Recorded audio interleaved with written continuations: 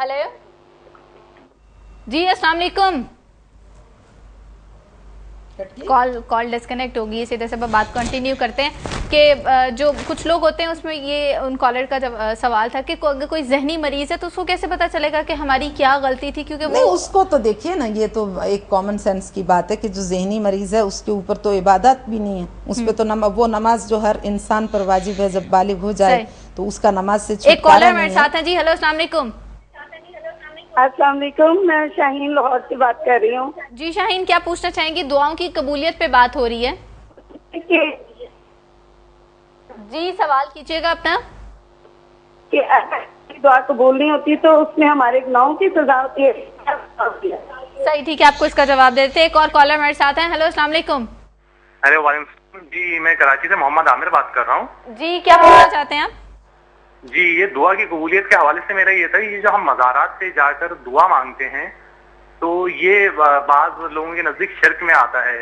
सही। तो जैसे कि जन्नतुल बकी के हवाले से मुझे कहना था, जो सऊदी अरब में जन्नतुल बकी यानी कि वहाँ पे कब्रें मौजूद हैं, वहाँ पहले मज़ारात थे, उनको मुनहदिम यही कह के। सही, ठीक है, thank you so much for your call जी। से सबा पहले कॉलर जो थी उनका सवाल ये था कि अगर दुआ कबूल नहीं होती, क्या उसकी वजह ये होती है कि हमारे कुछ गुनाह होते हैं, हमारे उन गुनाहों की वजह से हमारी दुआ कबूल नहीं हो रही? यकीनन गुनाह भी दुआओं की कबूलियत में रुकावट बनते हैं इंसान के, और इसमें ये नहीं समझना चाहिए कि खालिक कायनात जो 70 माहों से ज़्यादा शफीक है वो इंसान के गुनाह को देख के क्यों उसकी दुआ को कबूल नहीं करता। वो जैसा भी है खुदा को उसकी दुआ को कबूल करना चाहिए, ये बहुत गौर तलब मसला है।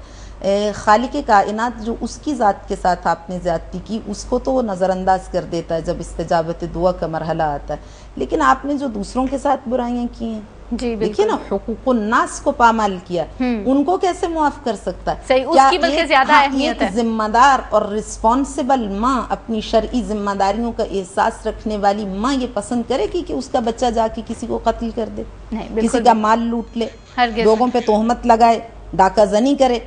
उसको सजा देनी चाहिए। उसको कानून का तकाजा क्या है, शरीयत का तकाजा क्या है, अखलाकियात का तकाजा क्या है कि वो उसको सजा दे। इसी तरह खालिक कायनात बसा औकात जो हम कहते हैं परवरदिगार मेरे उन गुनाहों को बख्श दे, तहबिसुद्दुआ, जिन्होंने दुआ की कबूलियत में रुकावट ईजाद कर दी है, जो मवाने हैं, हिजाब आ गए हैं मेरे गुनाह मेरी दुआ की कबूलियत में, तो उससे मुराद ये कि जब इंसान जुल्म ज़्यादती रवा रखता है तो बसा औकात खालिक कायनात उसे पनिश करने के लिए, और बसा औकात मैंने वजूहात बताई हैं कि खुदा को वो बंदा ही इतना पसंद है कि वो चाहता है ये दुआ करता रहे। इसके बरक्स कभी कोई शख्स बहुत गुनहगार है और उसकी अच्छा सही, तो सब इसमें और क्या क्या वजूहात होती है इस पे बात करेंगे। कॉलर हमारे साथ हैं। हेलो, अस्सलाम वालेकुम।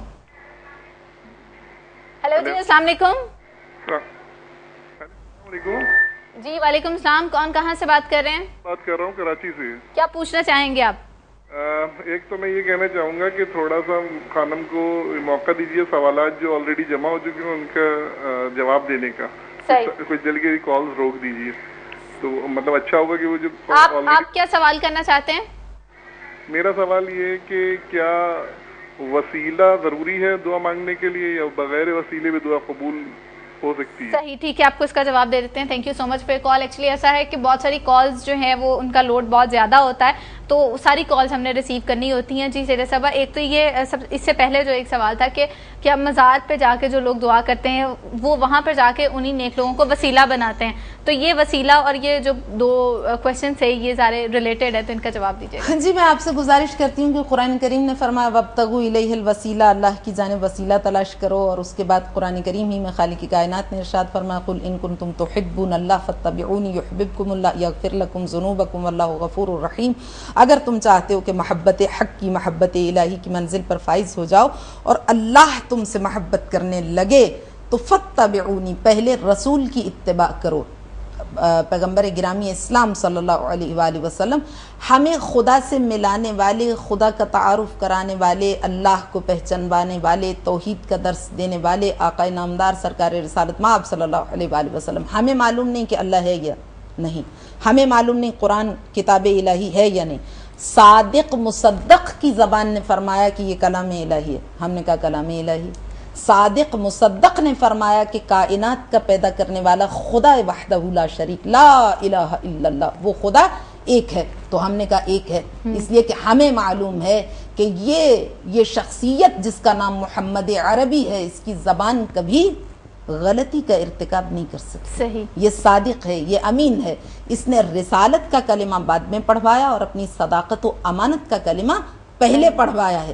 اس لیے آقا کبھی غلط کہہ نہیں سکتے.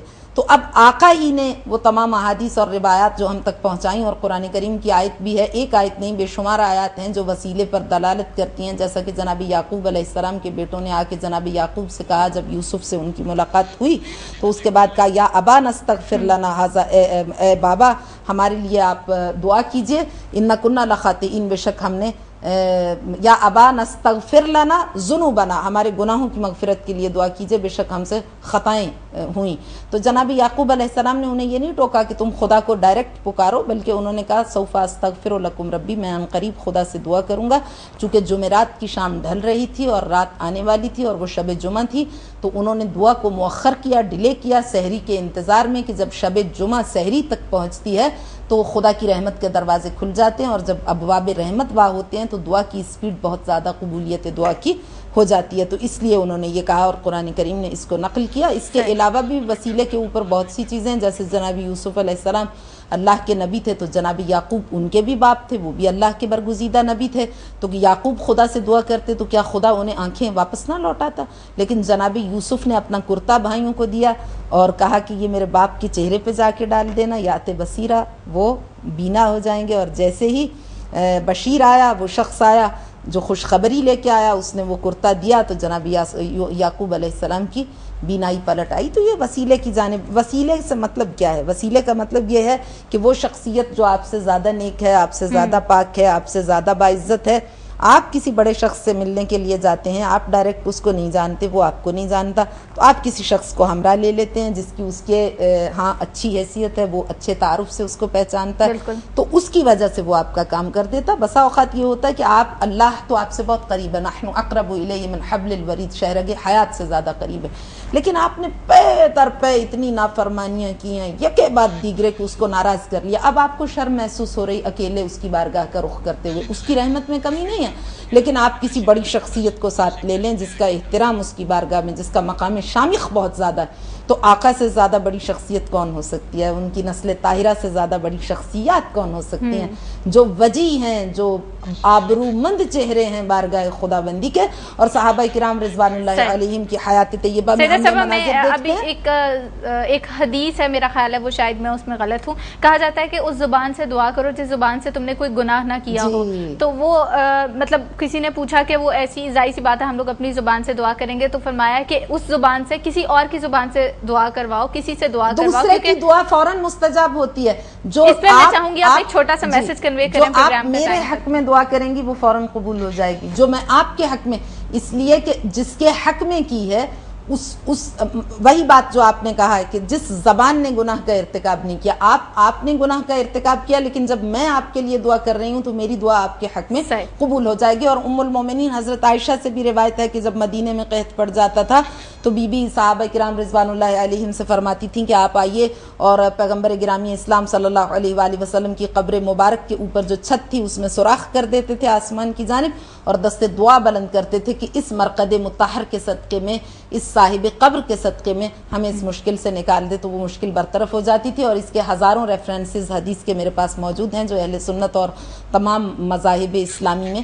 پائی جاتی ہیں. سیدہ صاحبہ، آپ سے بات چیت کر کے آج کے ٹاپک پہ بہت اچھا لگا. ویسے تو یہ ٹاپک اتنا بڑا تھا کہ اس پہ بہت زیادہ بات ہو سکتی تھی. آپ کا شکریہ ادا کروں گی پروگرام میں ہمیں جوائن کرنے کے لیے. ناظرین، اسی کے ساتھ ہی ہمارے آج کے پروگرام کا ٹائم ختم ہوتا ہے. آپ سے ملاقات ہوگی انشاءاللہ اگلے پروگرام میں ایک نئے ٹاپک کے ساتھ. تب تک کے لیے اپنی ہوسٹ اور سیدہ صاحبہ کو اجازت دیجیے گا. خدا حافظ.